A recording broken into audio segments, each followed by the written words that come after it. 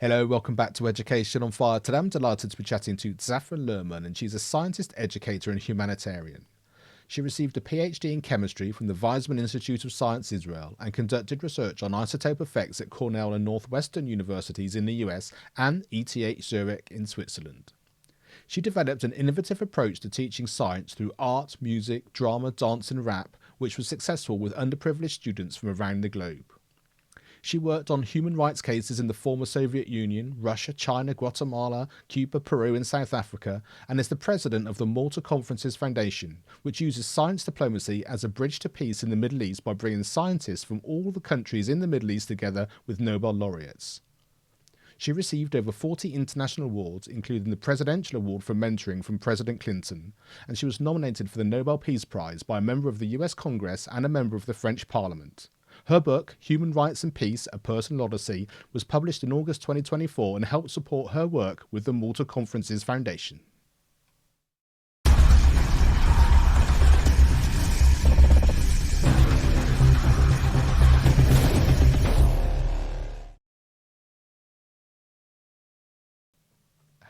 Hi, Zafra. Thank you so much for joining us here on the Education on Fire podcast. I've been chatting to people from around the world for a long time now, but I think this is the first time I will have chatted to someone who is so travelled and so influential in so many different countries with such a big passion for just helping people in so many different ways. So thank you so much for being here, and I'm really excited to be able to dive into our conversation today. Thank you very much for inviting me. Let's start with the education piece. Where did your passion for education come, and give us an idea of where that journey has led you? I believe strongly that, and I'll refer to science education, being a scientist, I believe strongly that science education is a human right and it belongs to all. And as our society is becoming more scientific and technological, the people that are feeling that they don't belong to the science and stay away from science classes or go to science classes and don't understand what's going on will be left behind. And I was worried that we will form two-class society divided not by royalty, but divided by knowledge of science and technology. We hear now a lot on the media about Iran enriching uranium. If you never had any science class, you don't know what is enriching. It's not giving money to the uranium, but it's doing something to the uranium that you don't understand what the media is talking about. So even only to understand what the media is talking, you must have some background in science. And this is how I got involved after working many years on research. I got involved in education. I got an offer that I could not refuse. There is, but sadly it changed. It used to be a very great school, university for art and communication students. And the president was a visionary, much ahead of his time. He believed in open admission to give everybody another chance, even if their high school grades were not good. He believed that people in the arts should be able to pursue their dream, even if they did not have money to have a portfolio that other art schools require. And then the school was accredited as a regular liberal arts university, and they needed to have science. So he sent letters around to different people that were involved in human rights, in arms control and disarmament, working for peace, that he's looking for this magic teacher that is a great teacher, great scientist, but is involved in making the planet a better place. And my name came up several times, and they invited me for an interview. It's true that I almost did not take the job. That became the highlight of my life, because I dressed up. I was at Northwestern University in the chemistry department, quite formal university. So I dressed up like you go for an interview. I live in Evanston, Illinois. This is university town where Northwestern is the majority of the town. Yeah.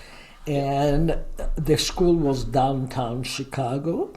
So I went there, dressed up for the interview, and I was waiting, and all the time somebody tells me, the dean will see you soon, the dean will see you soon, and it was endless. And I said to myself, to where did I get? And then I saw a gorgeous big man walking with long white hair, long white beard, beautiful huge eyebrows. And I looked at this man and I said, wow, if I would be an artist, I would ask him to sit down for me to paint Moses. This is how I envisioned Moses. Following him was coming, trying to catch up with him, a very skinny guy. He had a chain with a lot of keys, so he barely kept straight. He was so skinny. Long hair till his waist, a goatee. And I just saw The Last Supper in Milan, and I was sure that he came out from the picture because he looked so similar to Jesus in the picture.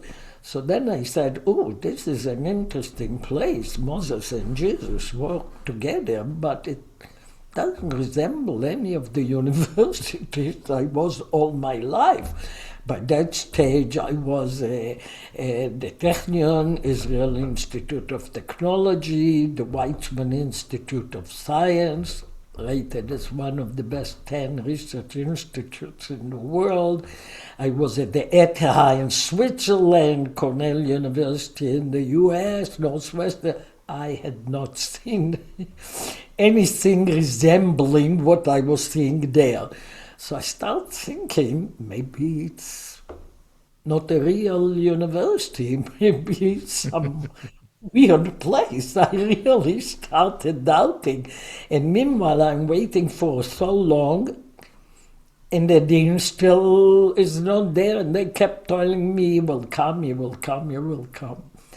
Then suddenly one door opens, and a man with pink lenses in his glasses, pink, never seen that before, with a purple embroidered shirt with rings on every finger. And he opens the door, and I look, and I said, and I'm dressed for an interview with a suit, you know, like you go for an interview.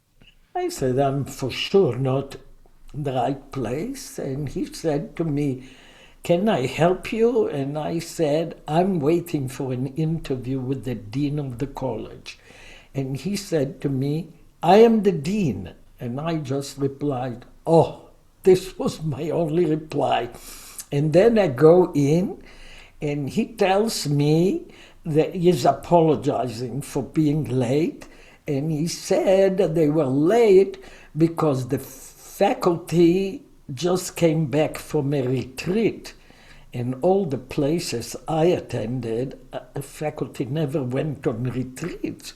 I knew the Hare Krishna has retreats. I heard about the Baptist retreat, but never heard faculty retreat.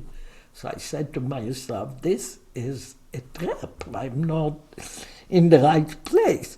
And he said to me, you never sent us your resume. So I gave my resume. And he looked at that, and we talked and talked and talked, and he said, I'll be in touch with you. So as I got up to leave, I took the resume, and he said, you cannot take it, we need it. And I said, oh, excuse me, I cannot leave it here. And I left. And I thought this is the end of the story when I took my resume back and refused to leave it there. But then a few days later, I got a call, and the dean said, oh, now more people have to interview you, so please come downtown so we can interview you. I said, look, I'm very busy, I cannot come, I'm sorry, it's too complicated, and I cannot. So after a while, I got a call back, and he said that they all will come to Evanston to interview me. I said, oh my God, this cult really are chasing me. They are not going to leave me alone. So, okay, we were supposed to meet for lunch at the restaurant. I dressed up to fit the people, so I found I had a Jordanian embroidered top. I thought this will fit.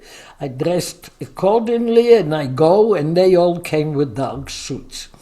So I said, I cannot win with these people inside. And we had a long conversation, and then I took the job. And I met with this president, and he said to me, look, I'm not telling you what to do. You can do what you want. Build the science any way you want.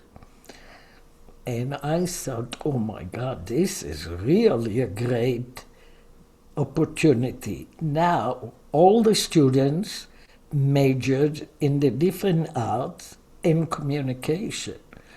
And the faculty, there were a lot of people that were activists in the 60s and thought that science is part of the enemy. So they were just shocked. They looked at me, oh my God, what is she doing here?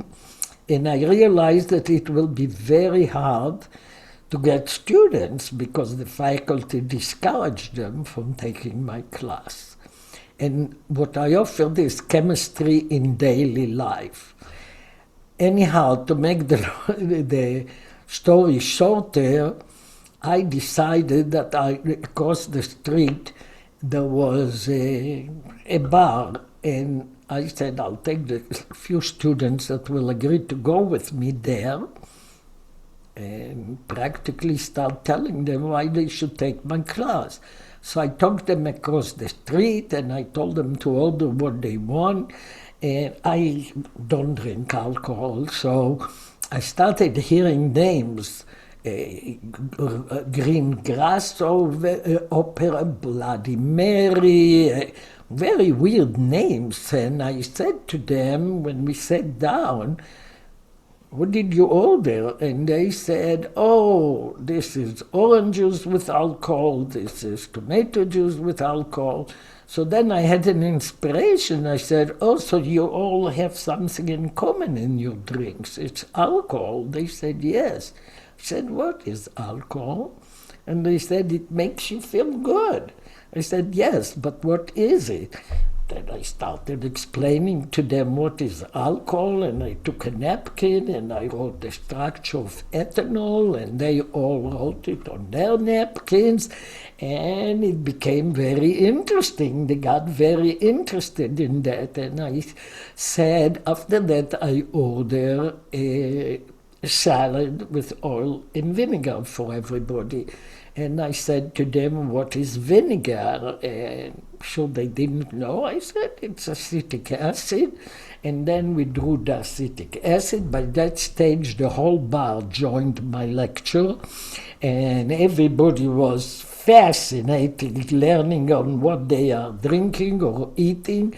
And they put it on the napkin. Then I said, you know, these two can react with each other and it gives a product, an ester, and this ester sometimes can be used as a nail polish remover.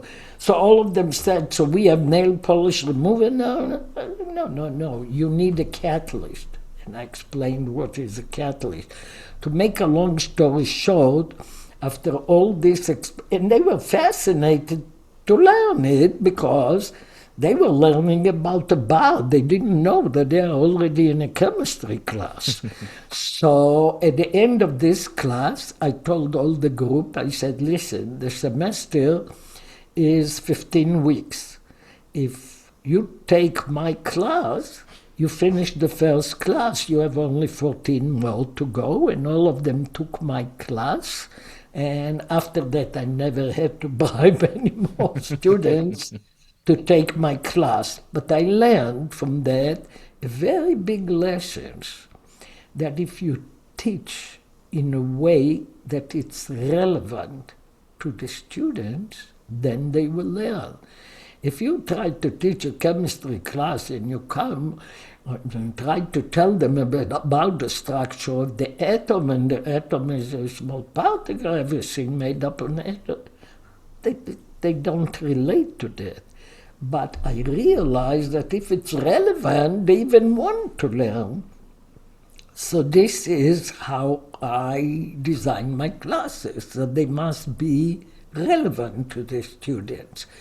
And then I knew that I asked if any of them had any chemistry in high school. It wasn't required in the Chicago public schools. Most of them said no, because in middle school they were supposed to memorize the periodic table, the names of the elements.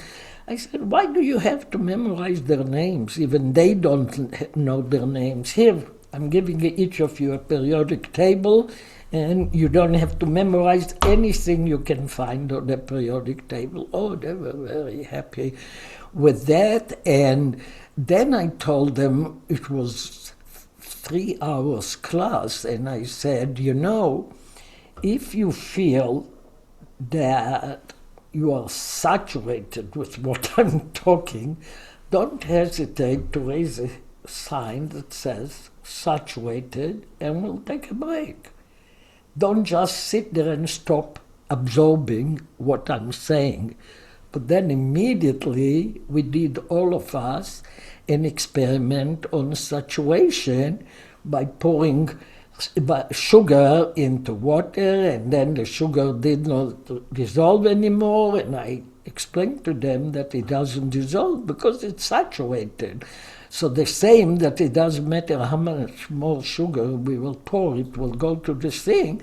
Therefore, if they are saturated, if I'm talking, it's just wasted. So they should raise the sign. Meanwhile, I taught them everything about a saturated solution, and they did not even feel that they are learning, because this is important to raise the sign.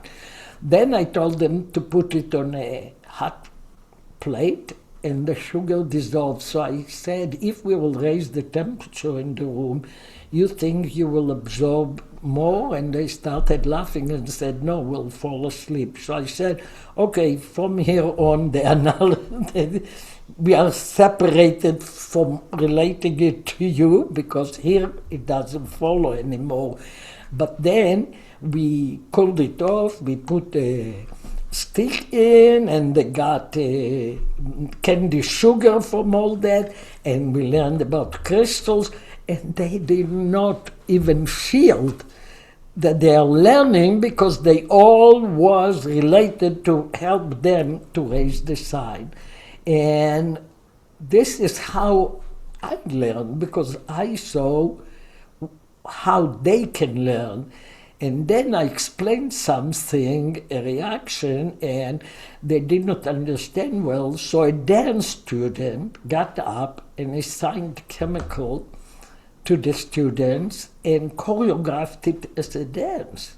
And they understood it. So I said, oh my God, I have to to start doing things with dance, and then an art student showed something on crystals that he put. We had a projecting microscope, and he put a drop of a solution that was red, and you saw on the microscope the Japanese flag, just a red circle in the middle, but because of the heat, the water started evaporating, and gorgeous purple feathers started coming out, the crystals. And he showed it, and I explained what are crystals. But it was, with so much art, it was like you see a modern art being done in front of your eyes. And this is how I developed this method of teaching. Everything I know, I owe to my students. They taught me how to teach. And this is how this method was developed. And what I find completely amazing about that is that it started because one person said, you teach in a way that suits you. We're not going to dictate how that is. You had free reign to be able to do it. And through that, you were learning and they were learning at the same time. And I think that's where so many people listening will probably find it difficult, because there's so many constraints and structures in place these days that it's hard to feel like you've got that freedom. So how would you sort of describe that for people? How do you sort of do it within the conference? Yeah, exactly. But sort of still be able to put your side on it. You're right, but I got a lot of money from the National Science Foundation in the US to go into the inner city public schools and really teach all the teachers to teach with this methods. And with all the constraints of a Chicago public school, huge public school, they could still introduce this method in their teaching. They taught what they have to taught. And in addition, it's a great way to assess the students, because I used to hate to write tests, because in 1 hour I had to show everything I know, and what if I don't feel well in this hour? Then I will not do well. And I told the student that they can show their knowledge every way they want. They can dance, they can sing, they can do artwork, they can do animation. If they are computer people, they can rap, anything they want.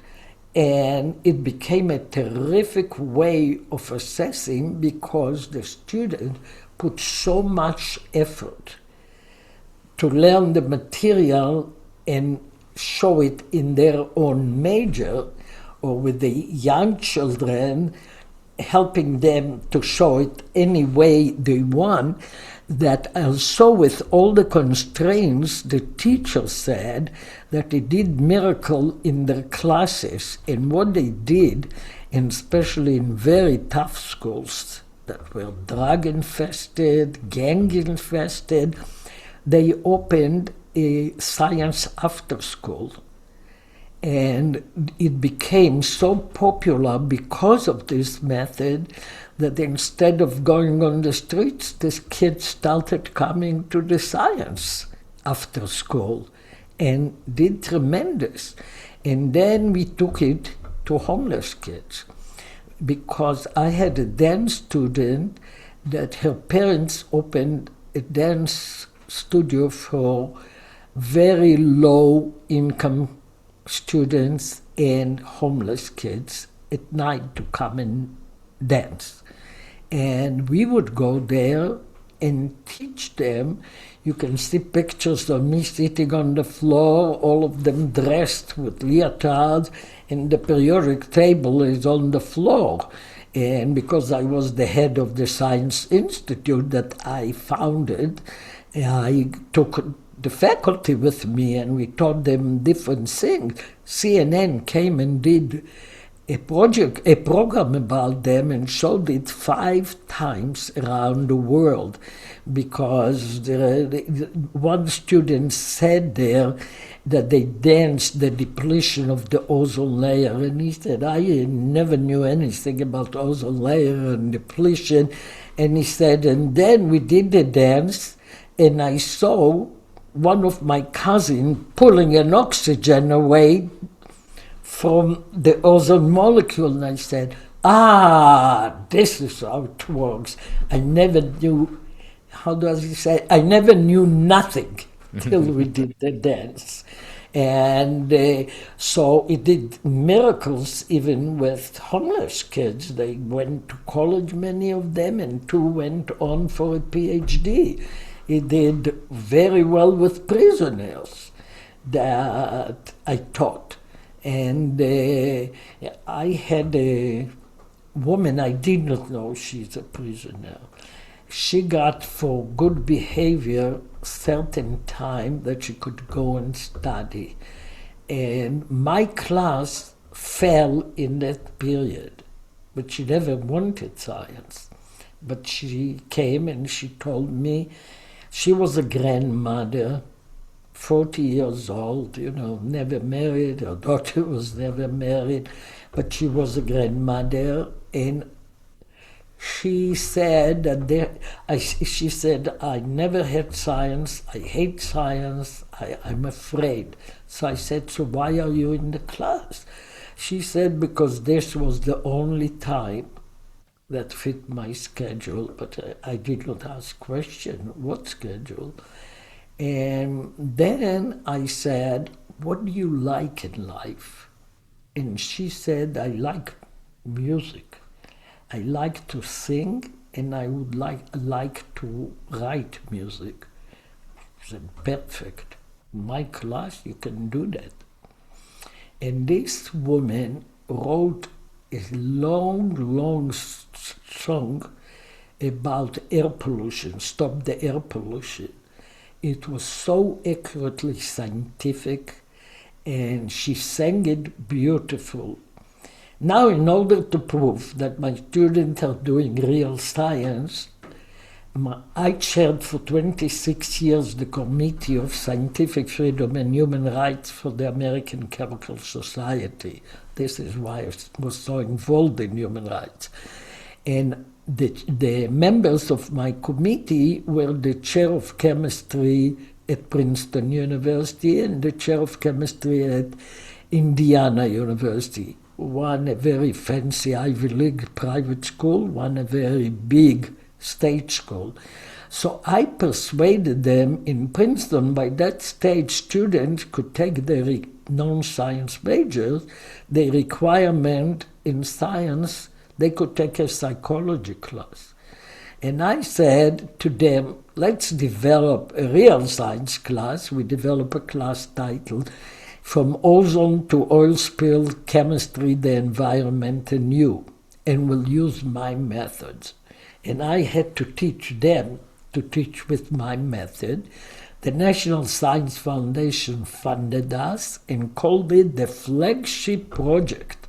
And since then, they started demanding that there will be collaboration between different kinds because they found it so amazing. And it was really, when people wanted to adapt the class, the private schools called Princeton, the state schools called Indiana, and all the others called me to adapt it. So the idea was very good. But in order to prove that my minority inner city students can be second to none, every year they flew to Princeton for a joint symposium. And all the media from the area used to come. Every time we came, they called it the meeting between two cultures. And it was really two different cultures. My students were the first time on a plane. But look, when a good president is running something, he said to me, listen, this student had never been in New York. you fly a day before the symposium, that is Monday, all day, but you go to Manhattan and you take them to a matinee on Broadway. So they benefit culturally from the trip. And this what we did, and he said, I'll pay for that. And then he said, take them to a restaurant in Manhattan, show them Manhattan, and then you can go to Princeton. But they have to get more experience than just in science. And this is what we did every year.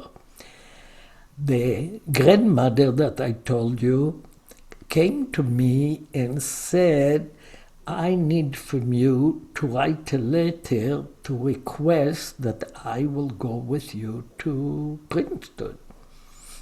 I didn't know to whom I have to write a letter. I did not ask questions. I just explained that she did very well and she's going with the class to Princeton. And she went and she got standing ovation. And when we came back, the New York Times came to interview her because she was the oldest, she was a grandmother. She appeared with me on ABC2 to tell her story. And I am in the interview and I hear her telling the New York Times that she was in prison because she was caught with a huge amount of cocaine and 2 machine guns. And because of good behavior, they allowed her to take my class. And I had to get permission for her to go to Princeton. And then she said on an interview on television, here, I'm still a prisoner, and I'm in Princeton University. And she got a back, so after all that, they sent her to teach in the prison. She was released. She graduated on the dean's list, and then I persuaded her to get a master's degree in arts and entertainment management so she could manage her talents. And then she opened a company titled Stop the Air Pollution. Amazing. Absolutely amazing. Yeah. And so it seems like a natural follow-on then in terms of you've really sort of explained and painted a picture that I think we can all feel about what's possible in the world in even the most sort of desperate circumstances, you would think, before you sort of open that up. And I mean, it's just the epitome of personalized learning, isn't it? Because you're taking the subject, but you're giving people the individuality to express it in a way. And as the adults in the room, so to speak, it's like, you know what's going on. Like you said at the beginning, you know, I know we're already learning and I'm teaching, but not everyone else does in that same way, which I think is a beautiful way of putting it. So just take us into that story of where that's led you since, like you say, in terms of the book, in terms of the humanitarian work that you're doing. And it sounds like it would be a natural progression for who you are and what you've managed to achieve, but just paint that picture for everybody listening. So while I was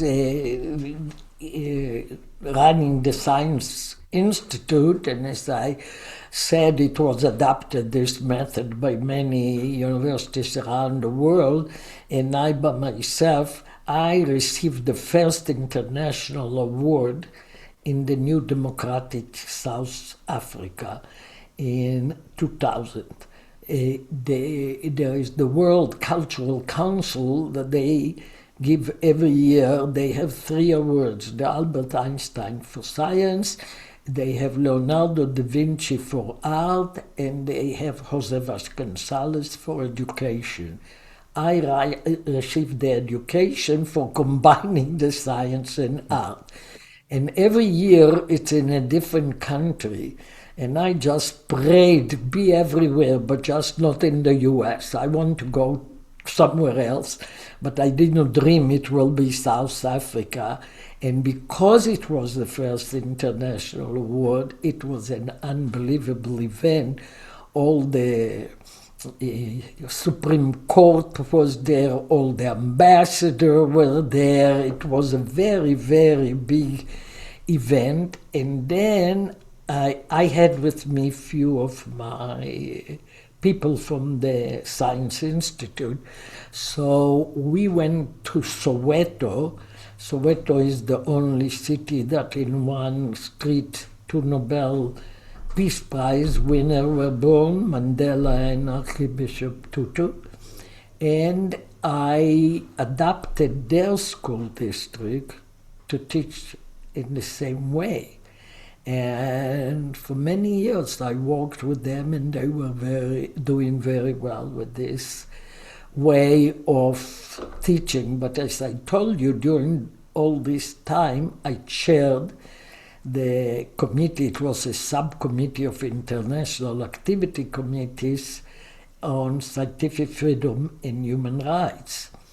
So as I believed that I have to change the way science education is being taught, because it's a human rights that belongs to all, I worked on issues of human rights of scientists.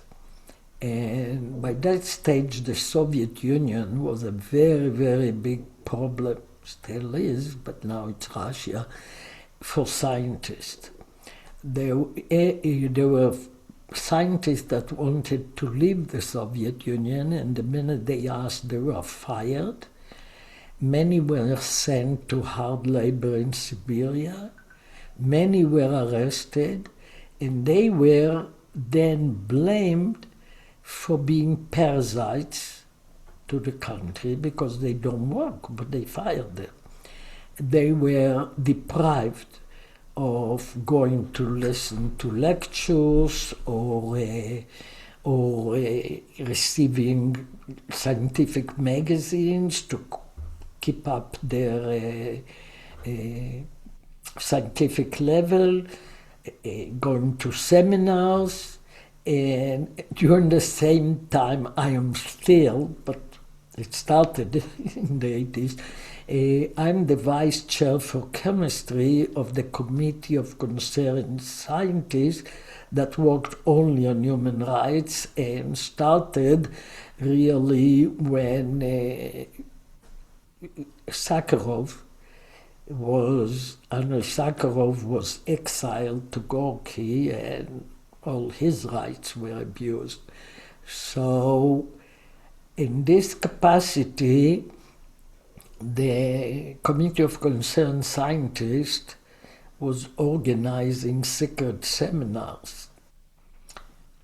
The way I had to do it, I was going every time with a group of scientists.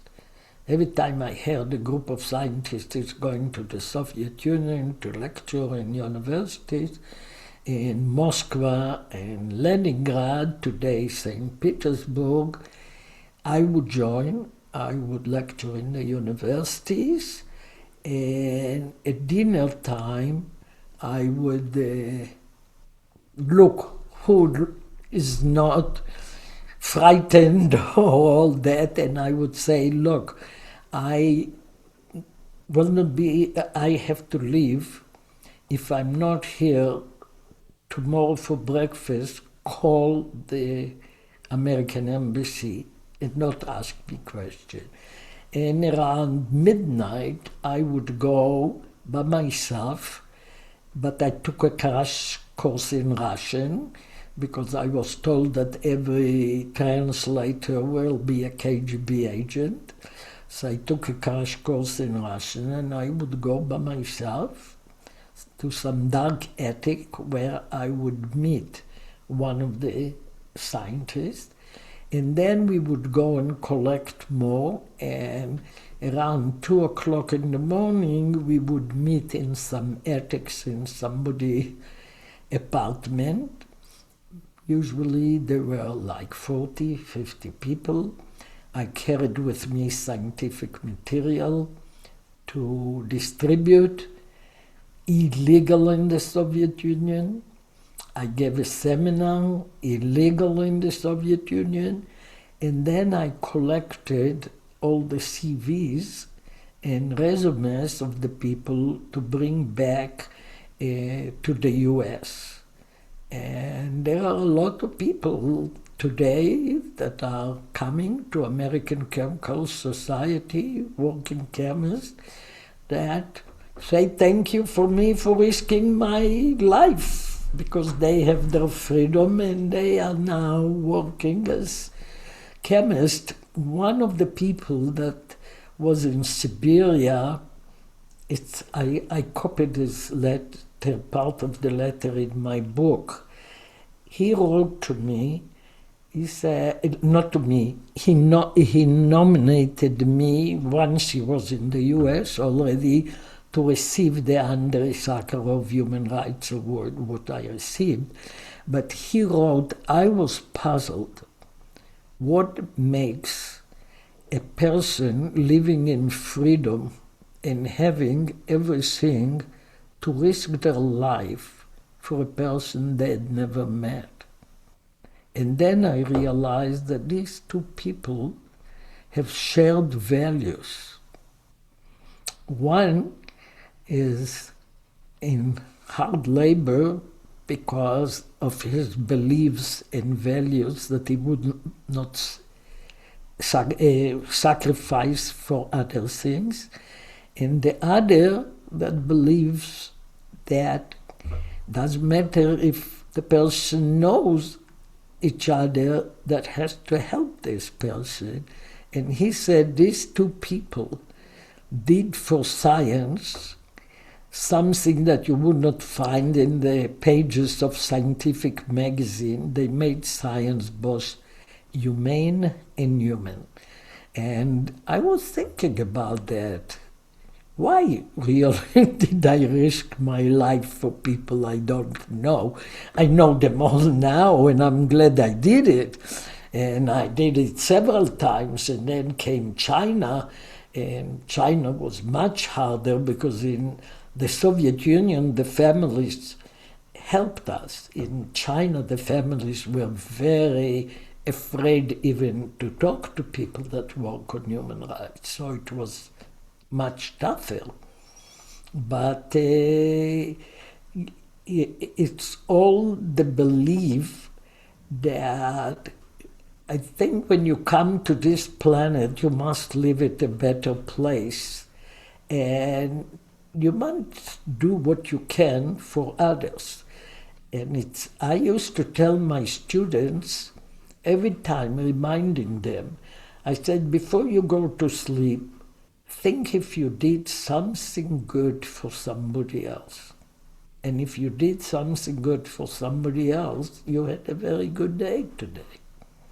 And I believe in that very strongly. So this is how I got to the human rights. But then came September 11 and changed everything. And I started thinking, what can my committee now do? And in the same time was the second Intifada in the Middle East. It's the uprising of the Palestinian and using suicide bombers everywhere in Israel, in restaurants, in cafes, on buses, on the streets. People were killed on both sides, right and left. And I said, my committee has to change the situation. And luckily, we were 4 subcommittees of the International Activities Committee. And the chair gave a task for each chair of subcommittee to come and suggest a project out of the box. And I remember we had an American Chemical Society in Orlando, and I took many delegations to Cuba.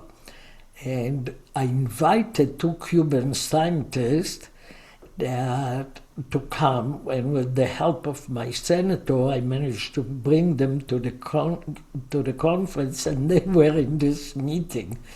And every subcommittee suggested something out of the box to collaborate with South America, to collaborate with Europe. And then came my term, and I said, I suggest that it's time to concentrate on the Middle East. We must get something going there. So I suggest, and this is the midst of the Intifada and immediately after September 11, I said, I suggest to convene a conference when scientists from all the Middle East, Iran, Iraq, Syria, Lebanon, Jordan, Israel, the Palestinian both West Bank and Gaza, the Saudis, the Bahraini, all the Middle East, with no exception, will come together under one roof for 5 days, and I will invite several Nobel laureates there too, and we will give them a platform to learn what unites them, not what separates them. We'll give them a platform to stop demonizing the unknown other, and we'll give them a platform to develop friendships that can overcome the chasms of distrust and intolerance, and a platform to develop collaboration to solve scientific problems that one country cannot solve alone. And the Cubans said that it looked like a bomb fell in the room. You could hear people breathing, but nobody talking. And then somebody asked me if I'm completely out of my mind. But everybody looked at me like I'm crazy. It's crazy. To make a long story short, I persuaded the board of the American Chemical Society to approve it. And in 2003, in the midst of the Intifada, we had the first conference on the island of Malta. And I thought that I will prove that I can do a conference like that. But turned out that at the end, the participants said, oh, this is just the beginning, so we have to continue. So the first one was in 2003, and we still continue all that. And all that and all the obstacles are in my book, Human Rights and Peace, A Personal Odyssey, but it has a very, very big chapter on education too. And all the profits of this book go to support this conference to bring the Middle Eastern together, because, as you know, for peace it's very hard to raise money. And it takes a lot of time to do it. Then there is a problem with a visa. No country is ready to give a visa to all this group. So there is a chapter in the book titled From Mission Impossible to Mission Possible. And it's described, sometimes I have to be like a detective, like James Bond, in order to get at the end the visa for everybody. So it's all described in the book. I find it absolutely incredible that you talk about this as if it's just something you do of an afternoon or a morning when you wake up, and then listening to it you just realize the impact it has.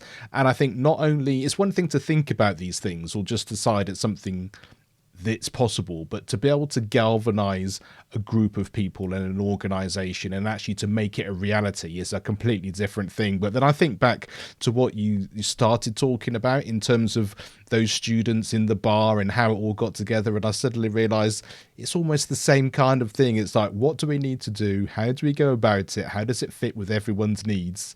And then it becomes a reality. So it's absolutely incredible to be able to see how all those things come together. And I sort of urge everybody to read the book and to find out more about all of those things. And we'll have links to everything in the show notes as well. But just as we sort of start to wrap up, obviously the acronym FIRE is really important for us at Education on Fire. And by that we mean feedback, inspiration, resilience, and empowerment. And you've talked about a lot of these things already as part of what you've chatted so far.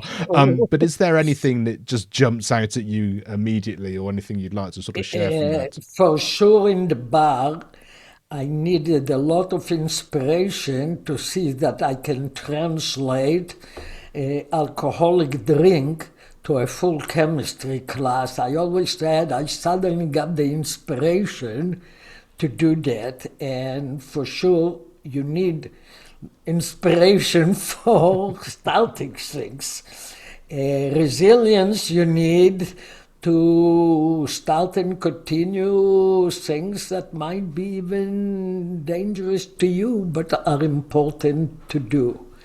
And empowerment is, I think, what I did with my students. I gave them empowerment to learn and be assessed the way they can do the best. I empowered every one of them to be the boss for their learning. And I think this is why they were so successful. Thank you so much indeed. I think for me, it's very easy for us in the education world to think, oh, there's nothing we can do. The constraints are so hard. And then you've explained in the most beautiful way much worse situations than many of us will have experienced, and many more barriers, and yet still being able to make a difference in the world. And like I say, whether it's the one person you make a difference to, or many, or the ripple effect of all those people, it's an incredible privilege to be able to chat to you today. And I'm sure there are many stories we could have in the future if you'd like to come back and continue in another way. But tell people where the best place is to go and connect with you, to find out more and get everything they need to know. First, I have a website that is Zafra, it's my name, Zafra Lerman, one word. It's ZAFRALERMAN. Oh, on my name, I see under my picture. I hope they can see too. So it's zafralerman.com. On my website, there is a link to the Malta website, so you can go directly from my website to the Malta Conferences website and learn more. There are unbelievable results there, unbelievable. Nobody would believe that it can happen. And there is a link to the Cornell Institute for the Advancement of Science that has the videos of the students' project, like a love story between sodium and chlorine to form table salt, written exactly like Romeo and Juliet, but describing beautifully the structure of the atom and the chemical bond it forms. Or there is the Bondfather that follows the Godfather, talking about the different chemical bonds.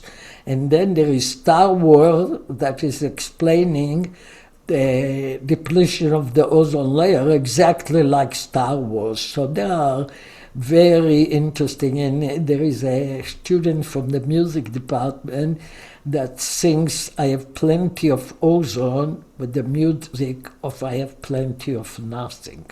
So there are very interesting videos for the educator, and sure you can see the children dancing different dances, and I even took them, the low incomes and homeless kids.